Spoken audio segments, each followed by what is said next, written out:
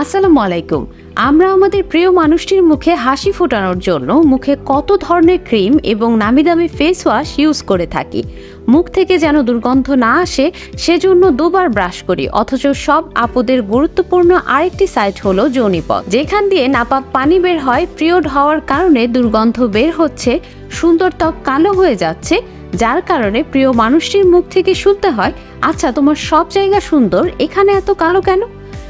এই তুমি গোসল করনি, গন্ধ আসছে যে, সব মেয়েদেরই কি এমন হয়? তখন আপনাদের কিছু বলার থাকে না। এই কষ্টগুলো কারো কাছে শেয়ারও করতে পারেন না।